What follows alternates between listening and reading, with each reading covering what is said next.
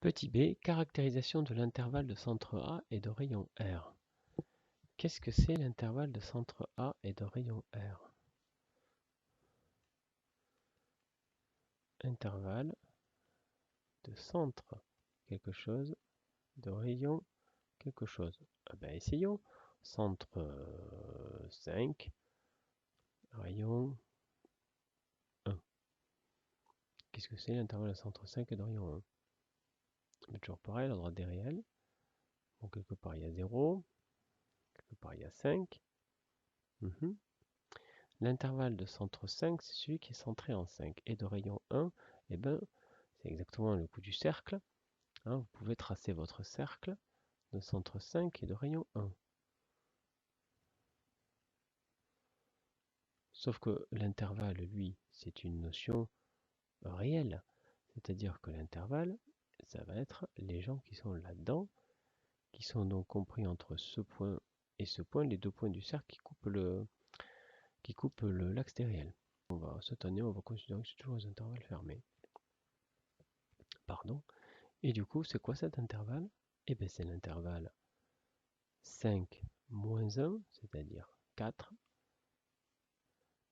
5 plus 1, 6. Bon, ça saute pas aux yeux que l'intervalle 4, 6, c'est l'intervalle de centre 5 et de rayon 1. C'est une autre façon de le proposer. D'accord? Alors, c'est clairement plus facile de dire l'intervalle 4, 6, mais des fois, c'est pratique de parler en termes de centre et de rayon d'un intervalle. Alors, bien évidemment, il y a des tas de choses qui en découlent, et notamment la caractérisation par la valeur absolue. Alors, et c'est ça l'intérêt de préciser son centre et son rayon, parce que ça, là, quand je vous donne ça, qu'est-ce que ça veut dire que x appartient à cet intervalle? Ça veut dire, vous, bêtement, et quand je dis bêtement, je veux dire naïvement, et c'est logique, vous dites, bah, ça veut dire que x est compris entre 4 et 6, c'est ce qu'on vous a appris, et c'est très bien. Et bien maintenant, je vais vous donner une nouvelle façon de le dire, avec la valeur absolue. La valeur absolue, souvenez-vous, on vient de voir que c'était la distance.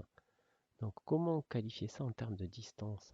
Eh bien, centre et rayon, donc cercle, vous avez votre notion de distance.